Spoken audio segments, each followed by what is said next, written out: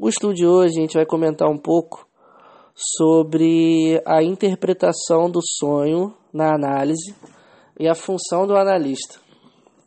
São dois temas assim que dá para a gente percorrer por vários caminhos assim. Primeiro, nas aulas anteriores eu mostrei para vocês, tanto no sonho da Dora, no primeiro sonho, quanto no segundo sonho da Dora, quanto no sonho da injeção de Irma, do Freud, o seguinte, que trocando miúdos, a interpretação dos sonhos ela se dá muito mais do campo da investigação do que da interpretação. Eu vou trabalhar melhor essa frase, mas assim, o Freud, quando você lê os casos do Freud, tanto no caso do Dora quanto no caso do Homem dos Lobos, você percebe no Freud uma postura muito mais de um investigador do que de um intérprete. O Freud ele investiga mais do que interpreta. Por quê? A interpretação está do lado do paciente, não do analista. Vou repetir. A interpretação, o significado da interpretação do sonho se dá através das associações que o próprio paciente, que o próprio analisando, caso a pessoa seja de outra corrente, use o termo analisando, cliente, paciente, mas assim, é o próprio analisando que detém o significado do seu sonho. Então assim, a postura que o Freud adotava era uma postura muito mais investigativa. O que isso significa? Eu não sei se vocês gostam de assistir séries de crimes, tipo CSI, Criminal Minds, CSI Miami, do tipo, há um assassinato, o episódio abre com um assassinato, por exemplo, uma pessoa morre na cozinha de uma lanchonete, e a cabeça dela tá no chão e tem uma faca ali perto, e a louça, no caso, não tá suja, tá limpa, e o avental tá tudo muito limpo e a porta tá aberta, não foi arrombada, um exemplo. Aí no começo do episódio, o detetive chega na cena do crime e começa a interpretar, do tipo, olha, essa pessoa não arrombou a porta, então provavelmente ou ela tinha a chave ou ela circulava aqui no local. Olha, a louça não tá suja, tá lavada. As pessoas lavam a louça geralmente em final de expediente, então essa pessoa pode ter morrido entre tal hora e tal hora. Aí vocês podem estar se perguntando, mas por que você está usando esse exemplo? O sonho, quando um paciente relata para o Freud, nada mais é do que a cena de um crime. Dentro dessa metáfora que eu estou usando com vocês. O que é mais importante aqui? Não é descobrir como a pessoa morreu, porque está ali na sua frente, assim, a cabeça dela está aberta, ela recebeu um golpe de um objeto de tantos centímetros, com tanto peso, e essa pessoa morreu. A questão aqui é descobrir o como ela morreu. Então, assim, do ponto de vista de um relato, de um sonho de um paciente, na análise, o conteúdo do sonho, o relato do sonho, o texto do sonho não é tão importante. O que é mais importante são as associações que o próprio paciente traz no discurso e no texto do seu sonho. Então, assim, o texto do sonho, do tipo, olha, eu sonhei que eu estava deitado na cama e eu me levantei, e quando eu percebi eu não estava deitado na cama, mas era um sofá, e eu comecei a andar pela sala, e na verdade não era sala, era cozinha, e eu abri a geladeira e na verdade não era a geladeira, era um caixão. Esse texto de um sonho hipotético, não é que ele não tem importância, mas assim, o mais importante do relato de um sonho no texto, eu estou usando esse termo texto aqui de propósito, do tipo de discurso, de um texto, cujo é um texto onde você interpreta o texto. Então assim, o relato do sonho ele é importante, mas dentro de uma interpretação do sonho, com o analista ele participando desse relato do sonho, não é tão importante assim. Tipo, o mais importante são as associações que o próprio paciente traz no discurso do seu sonho. Sendo que o inconsciente ele se manifesta, do ponto de vista freudiano, através dos xistes, né, dos atos falhos, do sintoma, dos sonhos. Só que esse inconsciente aqui na análise, ele aparece, ele se manifesta, eu não vou usar o termo atualizar não, mas ele se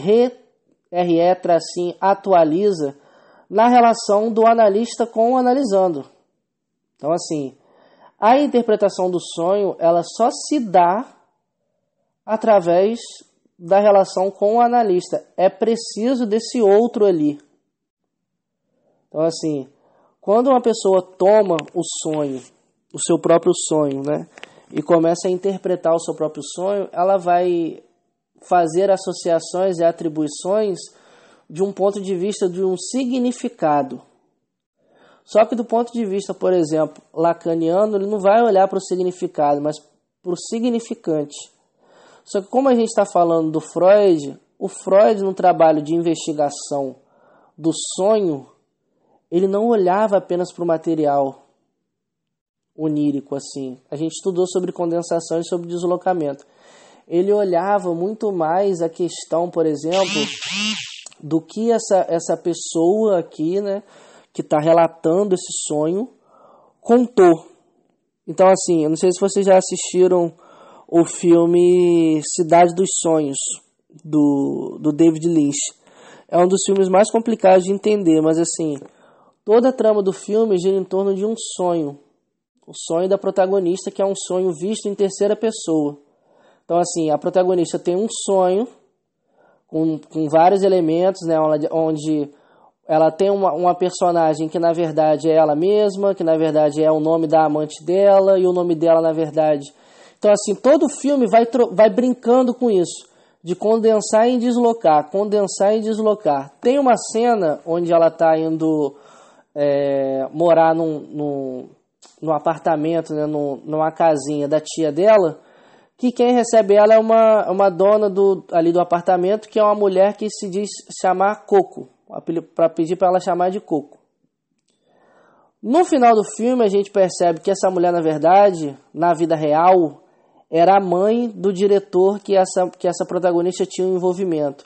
O que isso significa? Ela pegou uma cena que aconteceu na realidade, e essa cena, de certa forma, há uma torção e uma condensação, um deslocamento para um conteúdo que aparece no sonho. Eu sei que essa frase pode ter soado um pouco confusa, mas o que eu estou querendo dizer? O analista, às vezes, ele investiga muito mais o que esse paciente aqui que está relatando o sonho viveu no seu dia anterior ou em épocas anteriores, do que necessariamente o conteúdo do que aquele elemento ali, né, do que aquele símbolo. Vou dar um exemplo para vocês. Eu já dei aulas aqui sobre o Homem dos Lobos. Do caso Homem dos Lobos, né, a neurose obsessiva, os sintomas do Homem dos Lobos e tal.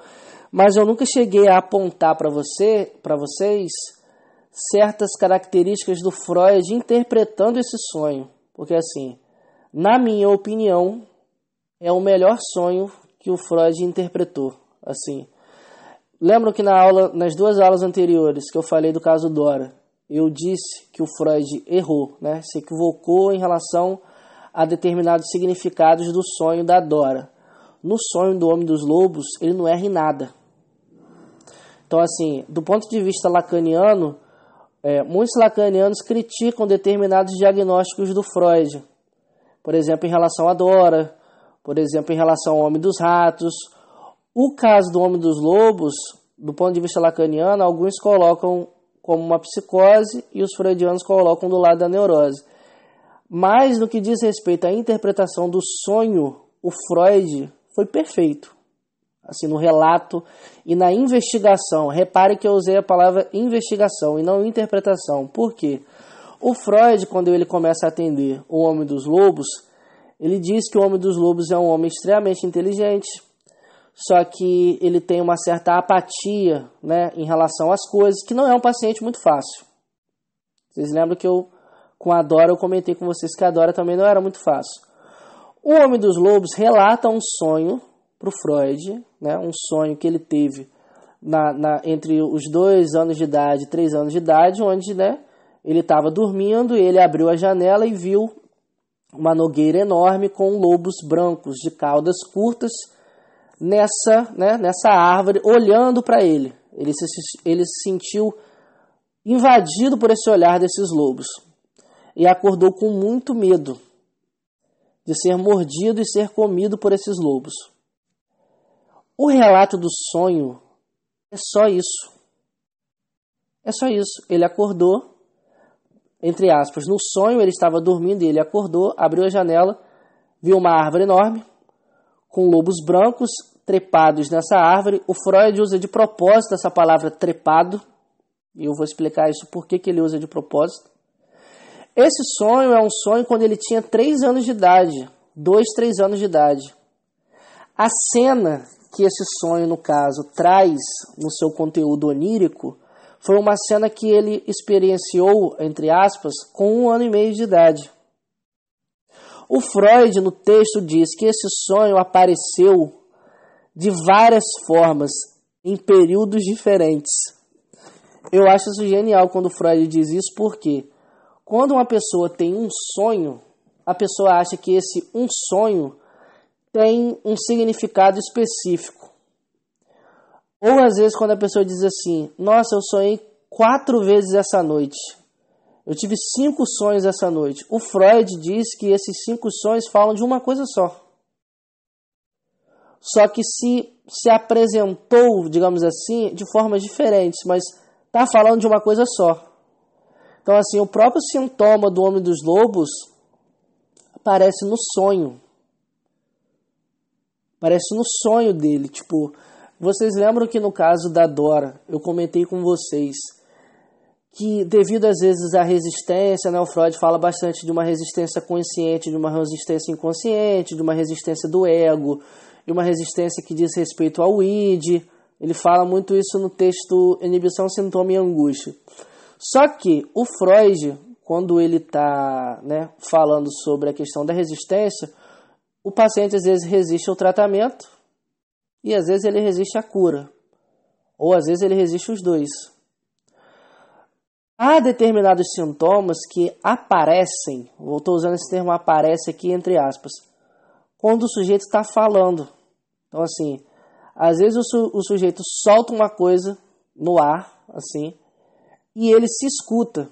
Às vezes quando o analista não fala nada, ele se escuta e ele mesmo percebe que há algo nele, há um isso nele, isso aqui, né, atrelado ao id, que está falando através dele. Aí ele mesmo, entre aspas, se toca do que ele está falando.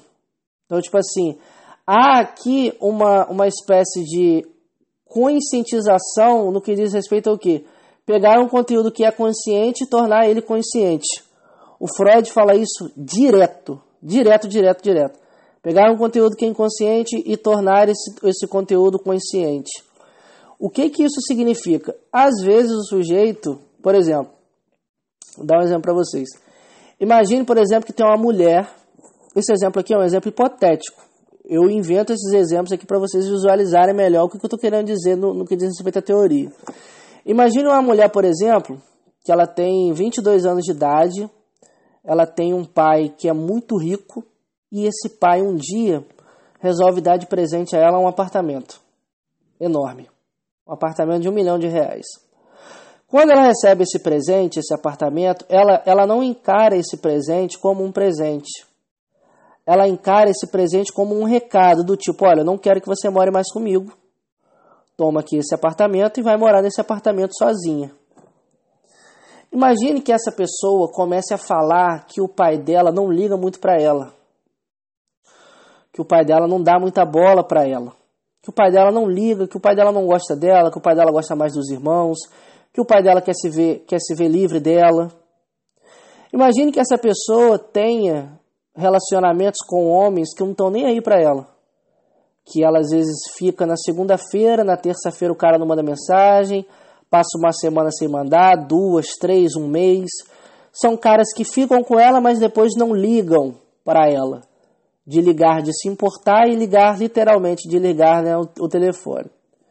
Aí imagine que essa pessoa, essa mulher aqui, tá fazendo aniversário e o maior desejo dela é ganhar uma bola. Uma bola assim de vôlei, porque ela gosta de jogar vôlei. E o pai dela não dá uma bola para ela. Esquece de dar uma bola para ela. Aí durante a análise ela vira e diz: nossa, tudo que eu queria era uma bola, mas papai não me dá bola. Olha essa frase: papai não me dá bola.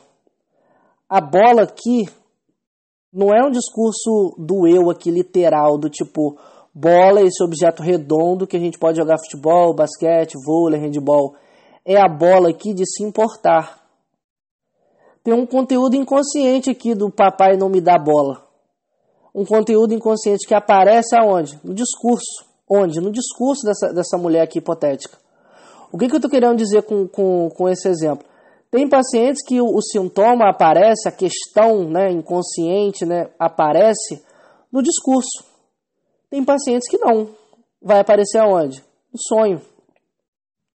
O sonho é um lugar, né, que não diz respeito somente à realização de desejo. Né, que o sonho é uma realização de desejo. Que o Freud bate nisso, né, em todo o livro dele da interpretação dos sonhos. O sonho aqui também pode ser um lugar onde o sintoma aparece.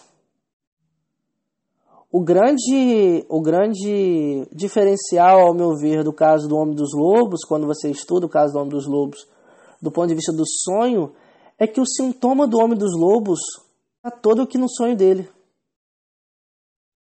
O da Dora não estava totalmente no sonho.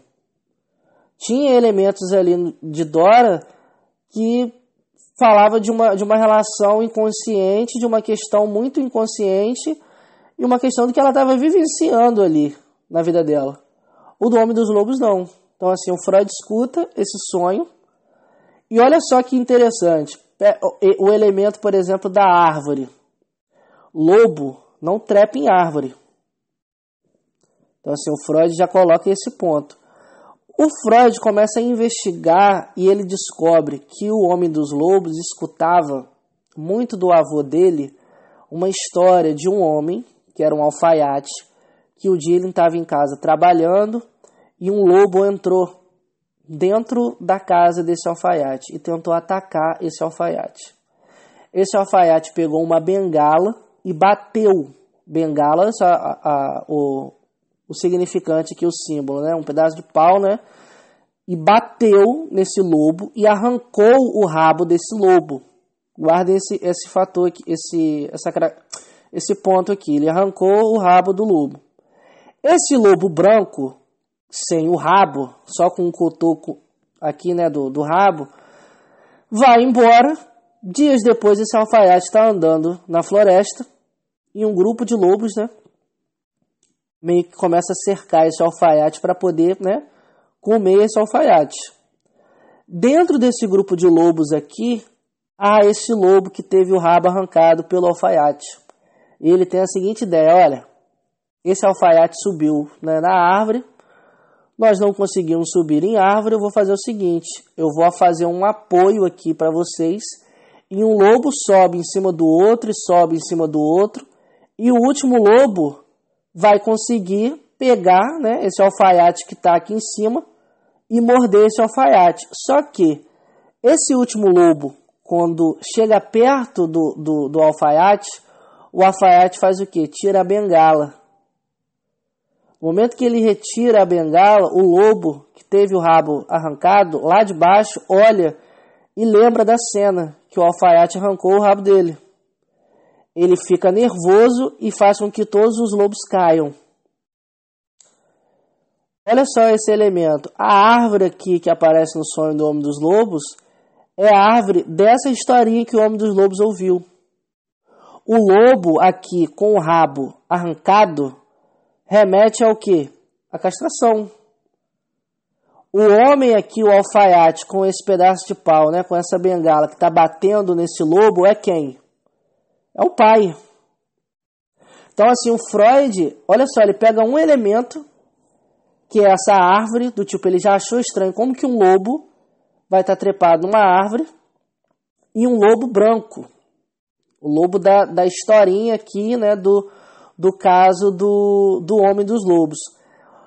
Vocês lembram que no caso da Dora, no sonho, no segundo sonho, eu comentei com vocês que ela gostava de ler enciclopédias e livros sobre sexo e coisas do tipo? O sonho do Homem dos Lobos, ele começa a ter medo dos lobos a partir do que? A irmã dele era uma peste, assim. O próprio Freud não usa o termo peste, mas assim, a irmã dele torturava muito ele, né? Ele não tinha uma boa relação com a irmã dele era muito esse ideal que ele queria alcançar, tanto que nas escolhas de objeto dele eram escolhas que de certa forma eram o inverso da irmã dele. Essa irmã dele botava muito medo dele, mostrando o quê? Figuras de quê? De lobo. O Freud descobriu isso. Que antes dele tomar a figura do lobo, como essa figura aqui que representa o pai, essa representação aqui de um animal que representa o pai, o lobo aqui do Homem dos Lobos, no sonho do Homem dos Lobos, é o pai dele. Então assim, o Freud descobre isso, que olha, a irmã dele torturava ele, mostrando a ele imagens de lobos, fazendo com que essa criança sentisse medo. Outro ponto interessante, o Freud também descobre que o Homem dos Lobos escutava muita historinha de Chapeuzinho Vermelho e dos carneirinhos, dos cordeirinhos, perdão. E os cordeirinhos são de que cor? Branco. O próprio Freud, no relato do Homem dos Lobos, diz que relata, né, que tem um momento que o Homem dos Lobos, durante a análise, fica olhando para o relógio que há em cima da cabeça do Freud, no consultório dele. E esse olhar remete a uma historinha onde, de certa forma, o cordeirinho fica olhando para o relógio, com medo do lobo aparecer e morder ele. Então, assim, o Freud vai pegando esses pontos aqui no sonho do Homem dos Lobos, esse pequeno fragmento aqui, e vai construindo toda uma narrativa em torno do quê? Do sintoma do Homem dos Lobos. Qual que era a questão do Homem dos Lobos, assim, mais forte? As fantasias sadicanais, né? A inversão aqui do sadismo e do masoquismo, os sintomas obsessivos, os rituais. Mas a questão principal do Homem dos Lobos era com o pai. Era como uma fantasia, né? Era uma fantasia sexual, uma fantasia passiva em relação ao pai. O Homem dos Lobos tinha o desejo inconscientemente de ser possuído pelo pai, assim como ele viu o pai possuindo a mãe dele. Esse lobo aqui castrado do sonho é a mãe dele.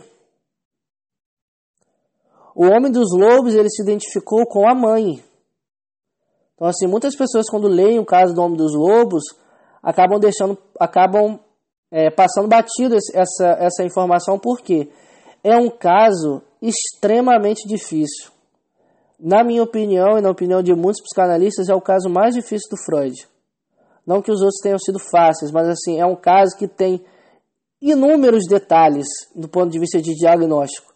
Só que o Freud, na investigação dele em relação ao sonho do Homem dos Lobos, ele investiga, cara. Tipo, toda essa cena aqui do lobo, por exemplo, em histórias onde o lobo come a avó da Chapeuzinho Vermelho, e ele come também a Chapeuzinho Vermelho, e o caçador retira o lobo, retira a Chapeuzinho Vermelho e a vovó da barriga do lobo, de que forma? Quase igual a cesariana. Ele retira da barriga do lobo. Então, assim, o próprio Homem dos Lobos começa a se questionar, né, quando era criança, essa fantasia de onde vêm os bebês. Porque, assim, se vocês pararem realmente para olhar, lerem, né, o Chapeuzinho Vermelho e esse final, o lobo sofre uma cesariana. Então, assim, há um corte aqui na barriga desse lobo que retira isso, né, essas duas pessoas dentro da barriga desse lobo. Outro ponto interessante também que o Freud marca nesse sonho é o seguinte: o avô do Homem dos Lobos costumava brincar com ele, dizendo o seguinte, que olha, eu vou te morder, eu vou morder sua barriga. Isso não é muito incomum com avós, né, com pais, com mães, e tipo, essa brincadeira de eu vou te morder, você é muito gostoso, eu vou comer você, eu vou devorar você. Isso no ouvido do homem dos lobos foi recebido, digamos assim, de uma forma de angústia. Ele respondeu, a palavra o termo não é respondido, mas respondeu através de uma angústia. O homem dos lobos tinha um medo de quê? Tinha uma fobia. É importante marcar esse ponto aqui. Por quê? A estrutura do homem dos lobos, do ponto de vista freudiano, é uma estrutura de neurótico obsessivo. Só que o homem dos lobos, ele tinha uma fobia a lobos. Ele tinha um medo de quê? De ser devorado por um lobo. O mesmo medo que o Hans tinha de ser mordido por um cavalo. Você percebe que a fobia aqui há uma substituição no sentido freudiano, né? Uma espécie de uma condensação aqui. Do ponto de vista lacaniano, há uma metáfora desse elemento aqui, lobo e pai. Só que o Freud, ele não, entre aspas, ele não descobre isso de uma hora para outra. Ele investiga detalhe por detalhe. Olha, a nogueira representa tal coisa, o lobo branco representa tal coisa, a questão de ser devorado representa tal coisa, a cena com o pai representa tal coisa. Então, assim, o que é importante a gente quando estuda o Freud, né, no que diz respeito à interpretação do sonho, é essa posição que o Freud toma de investigar a vida do homem dos lobos. Porque, assim, o sonho, ele não se dá do nada.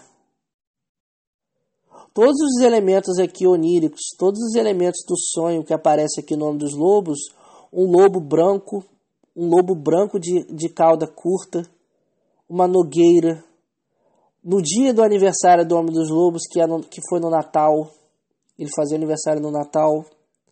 Então, assim, toda a questão que o Freud começa a investigar em torno do sonho do Homem dos Lobos é uma investigação da própria vida do paciente, no caso do sonhador.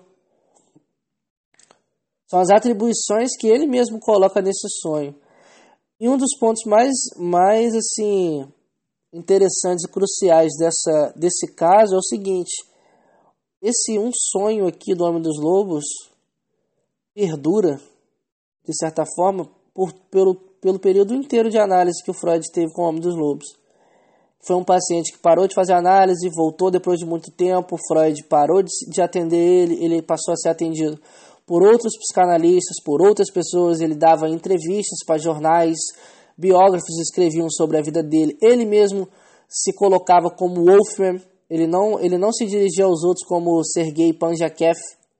Então, assim, existem inúmeros elementos no caso do Homem dos Lobos que faz com que muitos lacanianos batam o martelo. Olha, o Homem dos Lobos era um psicótico.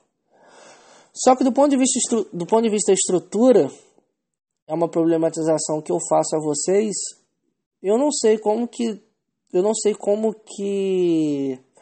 se dá a interpretação de um sonho, por exemplo, de um psicótico. Porque na psicose o inconsciente está a céu aberto. Na psicose não há recalque. O recalque, ele age nos sonhos. Isso é um fator importantíssimo que eu tenho que marcar com vocês, porque algumas pessoas, quando estudam sonhos, acham que o recalque não age nos sonhos. Muito pelo contrário, o fato de haver condensação e deslocamento é porque há recalque. No sonho, o recalque está mais... Eu não gosto de usar esse termo, mas eu vou usar para tornar mais didático. Está mais frouxo. Só que está ali. O conteúdo ele não aparece a céu aberto. Por quê? O nosso inconsciente, o recalque, ele está operando. O conteúdo do sonho aparece de forma disfarçada, de forma deformada. Só que, do ponto de vista da psicanálise, no que diz respeito à psicose, eu não sei como que seria um sonho com um psicótico. Como que são sonhos de psicóticos, por exemplo, onde a presença do recalque não existe? Será que há condensação e deslocamento? Como que há associação livre, por exemplo, do ponto de vista da psicose? Porque o discurso do psicótico, do ponto de vista lacaniano, é um discurso que ele tem uma falha na cadeia significante. Em termos freudianos, o que isso significa? Não é que psicóticos não associem livremente, mas a associação de atribuição de significado ao sonho, geralmente neuróticos fazem isso, psicóticos não. Então, assim, é uma forma de problematizar com vocês para fazer vocês pensarem um pouco. Porque é um diagnóstico estrutural extremamente complicado. Tem pessoas que colocam o Homem dos Lobos como um neurótico obsessivo, ou um neurótico obsessivo com traços psicóticos. Tem lacanianos que colocam o Homem dos Lobos como, né, um caso paradigmático, mas essencialmente uma psicose, né, do ponto de vista lacaniano. Só que toda a análise aqui do Homem dos Lobos se dá a partir das associações e atribuições que o próprio Sergei Pandjakev faz no relato do seu sonho. Detalhe, esse sonho ele teve quando ele era criança. O Freud atendeu o Homem dos Lobos adulto. A análise do sonho do Freud, do Homem dos Lobos, é uma análise de um sonho, de uma neurose infantil. Que é o que o Freud coloca, né? Que toda neurose é uma neurose infantil. Então, assim, olha só, um sonho que provavelmente esse paciente teve há 30 anos atrás, tem inúmeros elementos aqui do ponto de vista sintomático que aparece onde? No sonho. Então, assim, tomar o sonho apenas como um lugar onde as minhas fantasias e os meus desejos são, entre aspas, realizados do ponto de vista inconsciente, do inconsciente, é reduzir demais o papel, a função e a participação do sonho que o sonho tem na análise. O que isso significa? O sonho, o relato do sonho, não tem importância para o analista. Nossa, Daniel, como assim não tem importância para o analista? O texto do sonho, a associação e as associações e atribuições que o paciente traz ao relato do seu sonho é o mais importante para o analista. Sendo que o analista também intervém. Ele também interpreta. Aí vocês podem estar se perguntando, mas você não acabou de falar que a investigação do Freud, do ponto de vista da interpretação, vocês precisam entender o seguinte, o Freud era um aficionado pela interpretação e pela verdade. O Freud era uma espécie de um Sherlock Holmes do psiquismo. Ele queria entender o porquê das coisas, a causa das coisas, o significado das coisas. Do ponto de vista lacaniano, o lacaniano ele não está muito afim de saber o porquê e o significado. Ele não trabalha com esse tipo de interpretação. Do ponto de vista freudiano, não. O Freud procurava o significado do sonho, o sentido do sonho. O Freud interpretava. Só que, preste bem atenção nessa parte, as pessoas param nessa parte. Olha, o Freud interpretava sonho. Só que ele não interpretava e deixava e soltava essa interpretação do tipo, olha, tal coisa, tal coisa. Ele jogava para quem? Para o paciente. Se vocês lerem o Freud, vocês vão perceber inúmeras partes onde ele fala assim, olha, o paciente não aceitou muito bem a interpretação, ou o paciente disse que na verdade não era isso, mas era outra coisa, ou o paciente relata que no dia anterior passou por um tal lugar e conversou com uma tal pessoa antes de ir para casa. Tipo, o Freud ele não tomava a interpretação dele como uma verdade. O próprio Freud. Então, assim, o perigo da interpretação para um analista é cair no quê? Numa espécie de uma posição quase que de um comportamental. O que isso significa? Há psicanalistas que têm uma espécie de uma aflição e de uma pressa muito grande em diagnosticar. Ou melhor, que há uma pressa e uma aflição muito grande de interpretar, de dizer o que é. Essa frasezinha, Freud explica, é uma desgraça em alguns pontos. Porque toda essa pressa toda em interpretar faz com que o analista, às vezes, pare nesse primeiro ponto. Do tipo, olha, a caixinha de joias significa as partes íntimas. Ponto. O Freud não fez isso. Ele colocou a caixinha. Você viu que no primeiro sonho a caixinha de joias tem uma relação aqui com se eu não me engano, não sei se é com o quarto ou com bosque, se eu não me engano, que remete aos pelos pubianos e tal. O Freud, ele não toma o significado como a verdade. É o que o Freud fala sobre a questão do umbigo do sonho. O que isso significa? Um sonho, cada vez que você conta um sonho, pode ter inúmeros significados em cima desse sonho. Então, assim, não existe uma interpretação única de um sonho. Você pode ter um sonho numa noite e contar esse sonho 10 vezes. A cada vez que você contar esse sonho, vai ter uma interpretação diferente. Você vai associar algo, algum elemento, alguma coisa vai surgir. Então, assim, a interpretação do Freud, como eu disse nas aulas anteriores, visa, né, tornar o conteúdo latente em conteúdo manifesto. A frasezinha que o Freud fala bastante, né, de tornar consciente um conteúdo inconsciente. Justamente para quê? Quando você torna algo consciente, te dá uma abertura, digamos assim, de interpretar. Então, assim, caixa de joias é igual a tal coisa. Uma carteira é igual a tal coisa. Uma caixa, uma cartola, uma bengala, uma espada, uma pistola, enfim. Sendo que o que deve ser colocado em supremacia, digamos assim, né, é a associação que o paciente traz, assim. É a associação livre. A transferência, em termos freudianos, né, o lugar de se pode saber, em termos lacaniano. A associação livre é o motor da análise.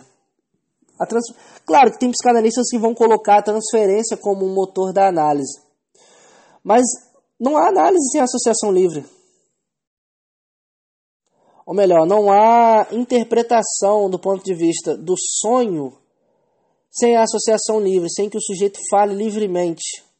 Do tipo, um exemplo, eu sonhei que eu estava num local e o sol e o céu estava cinza. A pessoa fala isso, o céu estava cinza. A analista pergunta, mas cinza? Cinza remete o que a você, assim? Aí a pessoa pode falar, não sei, cinza... Aí a pessoa pode falar assim, mas cinza é uma cor meio triste e tal. Aí a pessoa pode virar e falar assim, tem uma coisa aqui, mas eu acho que não tem nada a ver. Olha só, eu acho que não tem nada a ver. Aí o analista insiste. O Freud fazia isso bastante, insiste. Não, fala o que... Não, você pode falar, tipo, o que passou assim? Não, eu lembrei de cinza de cigarro. Minha mãe costumava fumar muito e eu ficava brincando ali perto dela e eu sentia o cheiro muito forte das cinzas de cigarro. Ou eu sentia, às vezes, o cheiro de cigarro quando ela me beijava, por exemplo. Estou dando um exemplo aqui para vocês. O que isso significa aqui? Isso é associação livre pura. A associação livre, aqui do ponto de vista freudiano, é o que o Lacan chama de cadeia significante, né? Que um significante remete a outro significante. Mas do ponto de vista freudiano, é a máxima de uma análise. É uma condição da análise. Quando o Freud atende o homem dos ratos, ele chega para o homem dos ratos e diz, olha, você precisa falar livremente. Mesmo que seja algo que você considere imoral, antiético, sem nexo, sem significado e sem importância, você precisa falar. Porque a análise, o que o Freud, quando atendeu, se eu não me engano, foi a Amy von R., foi uma das histéricas assim, mais famosas do Freud, que o Freud na época estava ainda tentando hipnotizar, estava ainda tentando induzir o tratamento, conduzir, né, no sentido de, a palavra não é nem condução, mas assim, controlar ali. E essa paciente chega para ele e fala assim, olha Freud, o problema é que você não está me escutando. Assim, ela basicamente falou pro Freud ficar quieto e deixar ela falar. Porque o Freud toda vez interrompia ela. Ela estava falando alguma coisa, o Freud interrompia. Ela estava falando alguma coisa, o Freud já estava atribuindo o significado. Não, você está falando isso por conta disso, disso, disso. Ela chegou pro Freud e falou, pô, Freud, você fica quieto e me escuta. Ali virou uma chave na cabeça do Freud. Por quê? Qual que é a inimiga número 1 da associação livre? O que eu estou fazendo aqui é uma problematização, mas com respeito sempre. Mas uma terapia cognitivo-comportamental é uma inimiga absurda da associação livre. Por quê? O terapeuta fala, o terapeuta responde, o terapeuta concorda, o terapeuta atribui significado. É uma problematização que eu faço a vocês. Será que realmente há associação livre em terapias comportamentais?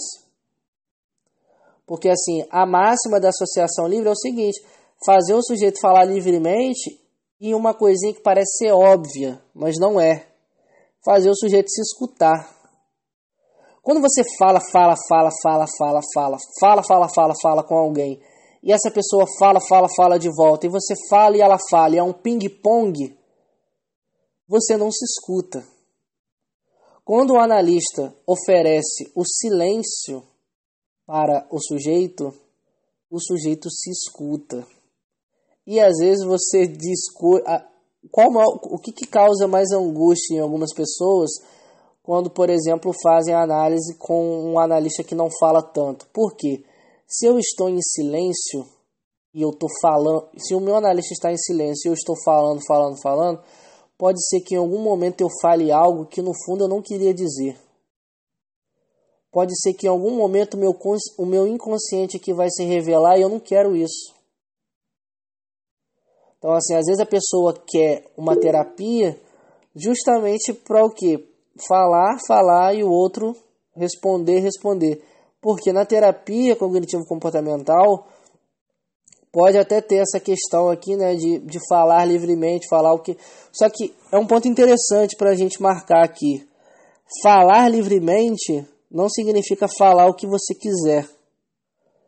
Liberdade no sentido, olha, aqui é um lugar onde você pode falar o que você quiser, não tem nenhum assunto. Por quê? Eu só vou completar essa linha de raciocínio e vou responder a pergunta. O nosso discurso não é um discurso de uma associação livre. Quando eu estou falando aqui com vocês, eu não estou falando livremente, eu estou pensando. Então, assim, as aulas que eu dou para vocês, por exemplo, eu não estou lendo um slide ou um roteiro, nem um caderno na mão. Só que eu estou pensando nas palavras que eu vou usar para vocês com o intuito que vocês compreendam e entendam o que eu estou falando. Eu estou escolhendo as palavras, estou escolhendo o discurso. Trocando miúdos, eu estou falando para vocês o que eu quero que vocês saibam. Eu estou falando para vocês o que eu quero que vocês escutem. Eu não estou falando para vocês livremente. Falar livremente corre o risco do quê? Do sujeito tropeçar nas próprias palavras, de cometer um ato falho, de cometer um xiste, de cometer algum discurso que o sujeito fala assim, não, eu não quis dizer isso, ou eu não sei porque isso escapuliu, ou do tipo o analista, né, te cutucar, tipo, mas você disse isso? Tipo, e o sujeito mesmo se interrogar, disse? Sim, você disse na sessão passada e tal. O sujeito às vezes nem percebe, né? É uma máxima lacaniana que conversa muito com o que eu estou falando para vocês hoje, né? Que às vezes o sujeito fala demais para não dizer. Então, assim, o que o analista visa não é o que o sujeito está falando. É o dito por trás da fala. É o isso. É o inconsciente, é o id. Pode perguntar, Fabiola, ou comentar alguma coisa. Então, quando você aí um pouco atrás, aí falou que ele fala, mas tem coisas que ele não quer falar, né? Você falou que o analista fica calado e tal. Ele não quer falar, é uma coisa inconsciente ou consciente? Do analista? Ele ia optar por não falar? Não, do analisando. Você falou há pouco que tem analistas que falam, tem analistas que não falam, né? Você falou isso aí. E você falou que o analisando, muitas vezes ele não gosta, né, desse silêncio, porque ele acaba falando o que ele não quer falar. Isso. Acaba soltando. Isso esse não querer falar é uma coisa consciente, ele não quer conscientemente ou inconsciente? É inconsciente. Pode ser uma resistência. Então, assim, é inconsciente. Por quê? O sujeito, quando ele entra em análise, é uma demanda, a demanda de uma análise é uma demanda inconsciente. Ponto. Só que o que leva o sujeito a entrar em análise, ou melhor, procurar uma análise, há uma certa conscientização de um problema de uma ordem inconsciente que o sujeito não se dá conta. O que isso significa em termos simples? Para uma pessoa procurar a análise, ela precisa estar mal. É preciso ter um certo mal-estar consciente. Do tipo, olha, não estou bem, estou com um problema, né? Sei lá, tenho um divórcio, eu fui demitido do trabalho, eu sofri um trauma e tal. Há um mal-estar consciente, mas há aqui uma ordem inconsciente, porque a resistência faz parte da transferência. Então, assim, alguns psicanalistas parecem que enxergam a resistência como algo horrível. Meu Deus, o paciente está resistindo e tal. O Freud comentou isso diversas vezes nos textos dele, sobre transferência, sobre amor de transferência, sobre resistência. A resistência faz parte da transferência. Por que o paciente resiste? Por que o paciente resiste em dizer, ou melhor, por que há aqui uma resistência? Porque o sujeito, no fundo, ele não quer abrir mão do seu sintoma. Se você fala demais e você se escuta, você acaba se dando conta de algo que, no fundo, você não queria saber. Outra problematização. As pessoas, quando procuram uma terapia cognitivo-comportamental, elas querem resolver um problema. Elas não querem se analisar. A pessoa quer ter o seu problema resolvido. Ela quer falar para o analista algo de uma ordem do quê? Do ego dela. Ela quer o problema dela resolvido. Ela não quer saber de uma questão inconsciente, de uma repetição, de um sintoma, de uma cena pré-edípica. Ela não quer saber disso. Se ela não está conseguindo apresentar o trabalho dela na faculdade de Direito e ela está no último período e ela pode ser reprovada e perder a faculdade, ela não quer ter mais esses sintomas de pânico quando ela apresentar o trabalho. Ela não quer saber que na infância dela... Estou sendo irônico, tá? Estou sendo, sarcástico. Ela não quer saber que na infância dela ela fez um trabalhinho na escola e ela chegou em casa toda animada, querendo mostrar para os pais, e o pai não ligou muito porque estava assistindo um jogo do Vasco. E a mãe estava conversando com a amiga e ela se sentiu mal porque ela queria apresentar o trabalhinho ali para o pai dela e a mãe dela, e ela sofreu essa rejeição, né? O outro aqui que não está me olhando, o outro que não me deseja, o outro que de certa forma, rejeitou o meu trabalhinho. Ela não quer saber disso. Ela quer resolver o problema dela. Então, assim, eu não sei também se há resistência na terapia cognitivo-comportamental, porque o terapeuta cognitivo-comportamental, ele não toma o inconsciente como referência. Ele toma o discurso do ego. O terapeuta cognitivo-comportamental, ele escuta o que o eu tem a dizer. O analista escuta o que o isso tem a dizer através do eu. Então, assim, a pessoa, quando está falando, e ela olha o analista está quieto, ela começa a se incomodar. Por quê? Se o outro me responde, se o outro concorda comigo, se o outro atribui significado porque eu estou falando, vira um zum, zum, zum. Entre um zum, zum, zum, tenta imaginar, sei lá, que você está dentro de uma colmeia com milhões de abelhas. Cada abelha tem um zum, zum, zum diferente, assim. Uma está em Fá, outra está em Fá sustenido menor, outra está em Si bemol. Aí eu chego para você e falo assim, olha, me fala qual que é a abelha aí que está em Ré menor. E há milhões de abelhas ali no zum, zum, zum. Você não vai conseguir identificar. Você pode ter um ouvido igual ao do Beethoven, você não vai conseguir identificar. Agora, se não há tanto zum, zum, zum e há só um zum, aí você se escuta. E é aí que está o problema. Por quê? Na análise, o sujeito não quer se conhecer melhor, porque não é disso que a análise se trata. O próprio Lacan rejeitava na cara da pessoa, se ela chegasse para procurar uma análise com ele, querendo se conhecer melhor. Ele não atendia.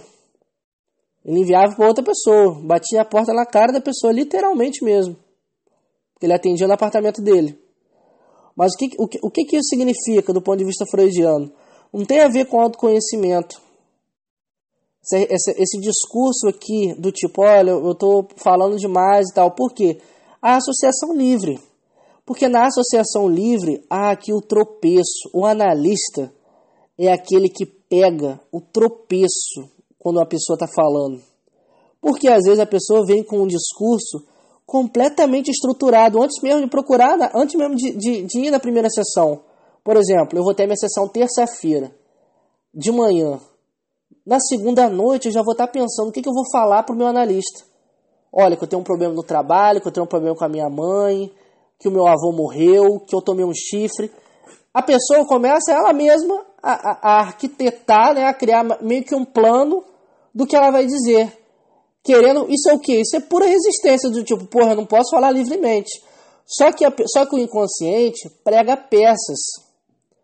O eu aqui, o ego aqui organizado, tem a vã ilusão, o ledo engano, de que tem algum controle.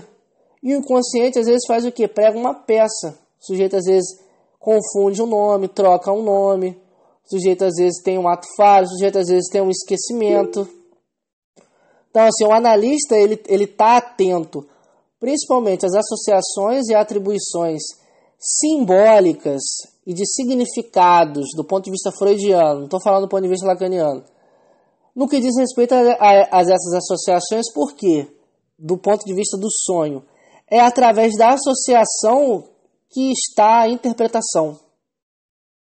Sem a associação livre, sem o papel da associação livre, não há interpretação do sonho. A interpretação do sonho aqui vai ser uma interpretação do sonho do João Bidu. Não vai ser uma interpretação do sonho do ponto de vista da psicanálise, do ponto de vista freudiano. O motor de uma interpretação de um sonho, o motor é a associação livre. Tanto do ponto de vista da análise, do discurso do analisando, quanto do ponto de vista da interpretação do sonho. Não há interpretação do sonho sem a associação livre. A interpretação do sonho para o analista é uma ferramenta que ele usa ali no setting analítico, só que a associação livre é a ferramenta primordial do analista para interpretar um sonho. Para interpretar aqui entre aspas, porque como eu estou falando com vocês há mais de um mês, a interpretação está do lado de quem? Do analisando, do paciente. Pode perguntar ou comentar, Leila. Não, mas que você está sobre o analista, né? Fazendo essa comparação com o comportamental. O analista, ele é o agente de causa. Então, ele não vai acolher essa demanda, né, do consciente. Olha, eu vim aqui para resolver o meu problema, né? Então, assim, é fato que o sujeito não está querendo saber qual é a raiz do problema ou por que a causa disso, ele só quer resolver. Né? Então, assim, na comportamental, o terapeuta, o psicólogo, ele vai sim, né? E às vezes nem isso resolve, tá? Eu já fui na comportamental, um período de 2 anos, eu já fui lá, não deu em nada. Não deu em nada, eu falava sozinha, a moça ficava mexendo nos papéis, lógico que é cada um, né? Profissional tá profissional. Mas assim, não deu em nada. Outra coisa, né? Aí você não resolve, não sabe por que está acontecendo aquilo, você também não tem um feedback ou uma devolutiva do profissional, muito difícil, porque também não tem a chave do sucesso, nem a felicidade da sua vida, você sai mais perdido do que você entra, não dá em nada, entendeu? Porque tem uma causa inconsciente, isso não pode ser ignorado. O jeito começa a falar do pai, da mãe, né, do cachorro, do gato, do brinquedo que a mãe queimou, do animal que morreu de estimação, da avó, do vô, E na comportamental, isso é ignorado. Então, quem está falando ali, né? Qual é o discurso? É o inconsciente que já está associando, né? O sujeito está associando aí, o comportamental não quer saber disso, não. Sabe? Então, assim, na psicanálise, quando você vai para o analista, é diferente. O diferencial é isso. Então, fala, né? Aquela frase, fala que eu te escuto. Estou aqui escutando, eu vou pegar os ganchos aqui, vou pegar os teus lapsos. E é interessante, porque o analisando, ele vai se escutando também. Ontem eu estava atendendo uma paciente e eu fiz um corte, bem na hora que ela teve um insight e eu disse, ficamos por aqui. Né? Para que você possa pegar esse ponto aqui e na semana você trabalhar e associar isso aí, né? Elaborar isso aí. Não tem isso. Percebe? E quando a gente faz esse corte, quando a gente mexe, vai lá atrás e faz toda essa confusão, esse zoom, zoom, zoom, isso incomoda. Mas esse incomodar, isso é saudável dentro da análise. Isso é saudável. Então, assim, quando o sujeito sai da análise, ele sai com raiva, às vezes sai irritado. Se sair feliz, soltando borboletas, isso aí não é análise, não. Porque a análise ela vai mexer mesmo com a estrutura. O analista bom, tá? Aquele que deixou o narciso dele lá fora para trabalhar na análise com o analisando. Então, assim, o analista que quer levar, receber essa demanda aí e chorar junto com o paciente, isso aí não é análise. Percebe? Então, assim, sim. Eu acho somos, né, para quem é analista aqui, somos os agentes do caos. A gente precisa segurar essa posição para que a análise ocorra, para que ela se produza alguma coisa para esse que está buscando alguma coisa também.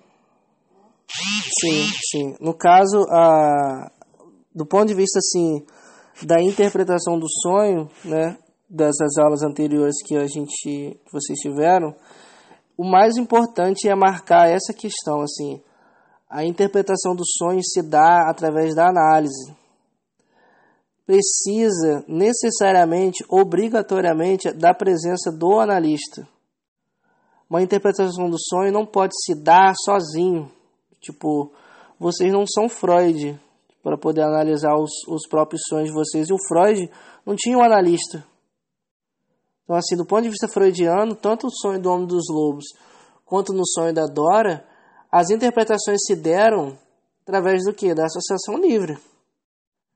Então, assim, um dos componentes que são necessários para que haja para que tenha, né, uma interpretação dos sonhos aqui, do ponto de vista do discurso do paciente, transferência, associação livre. Sem isso, não tem interpretação do sonho. Tanto que vocês percebem que no sonho da Dora, tinha aqui uma certa animosidade em determinados períodos da Dora com Freud. Ela não aceitava muito bem certas interpretações do Freud. Ela debochava da cara do Freud em algumas interpretações. Ela questionava o saber do Freud em determinadas interpretações do Freud.